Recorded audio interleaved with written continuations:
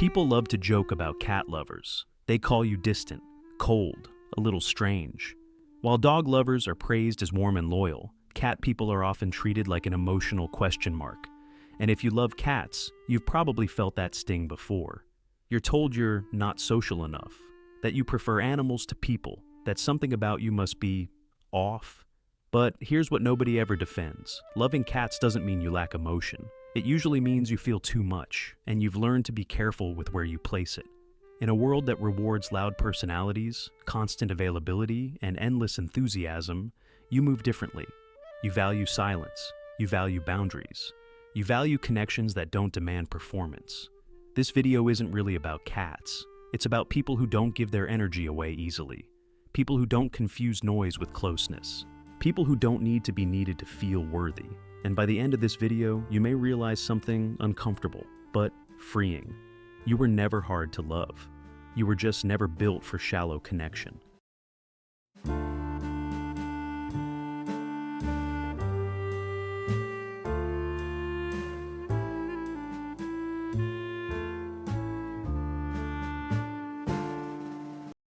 Psychologists have a name for some of the traits common among cat lovers.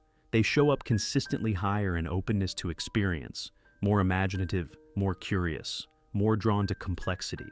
These are the people who think in layers, who notice patterns others miss, who feel most alive when exploring ideas rather than small talk.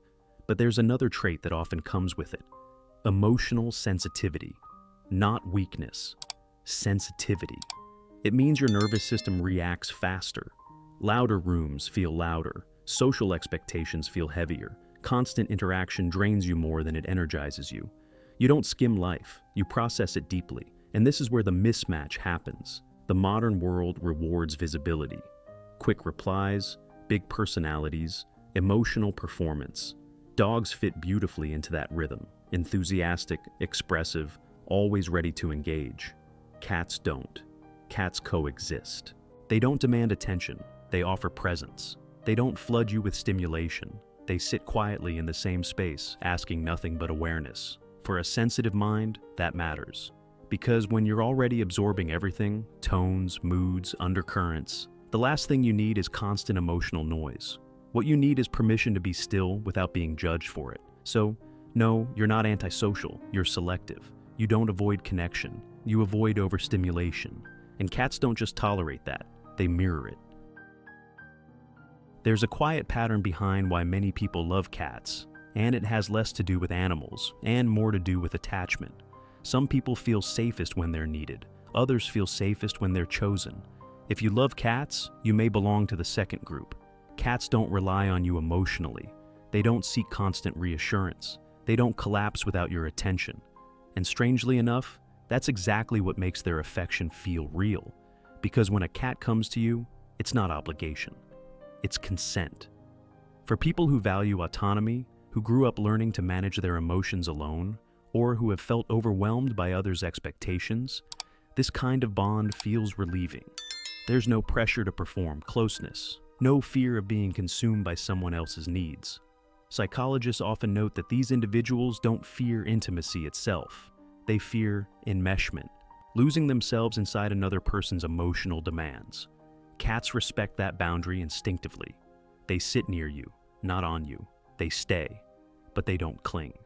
And when they choose you, when they curl up beside you or slowly blink in your direction, it lands differently, because love that isn't required feels honest. Have you ever noticed what happens when your cat starts to purr? Not emotionally, physically. Your breathing slows, your shoulders drop, the constant noise in your head softens, just a little. That's not comfort in a sentimental sense. That's regulation. A cat's purr vibrates at frequencies that calm the nervous system. But more importantly, it creates something rare in modern life, a state of safe stillness.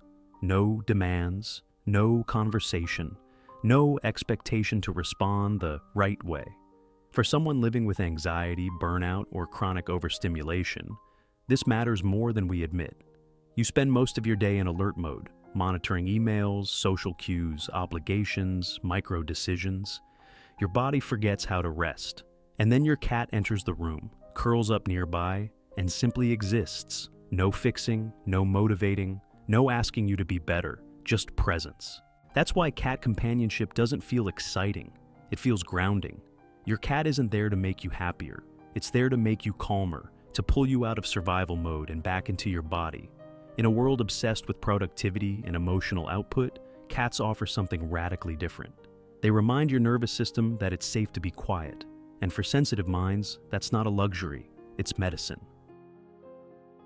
When society doesn't understand a behavior, it looks for a diagnosis. That's how we got the stereotype, the crazy cat person, obsessed, lonely, a little unhinged. At one point, people even searched for biological explanations, parasites, chemicals, anything that could explain why someone would choose a quieter bond over a louder one. Because difference makes people uncomfortable. In a culture that rewards charisma, availability, and constant emotional output, sensitivity looks suspicious. Solitude looks like avoidance. Selectiveness gets labeled as dysfunction. So, instead of asking why some people connect differently, society explains them away. But here's the truth most people don't want to confront. Cat lovers don't challenge social norms by being strange. They challenge them by being unimpressed. Unimpressed by forced enthusiasm. Unimpressed by performative connection. Unimpressed by relationships built on obligation rather than choice. Calling you crazy is easier than admitting. Your way of loving exposes something fragile in theirs. You're not obsessed. You're not broken.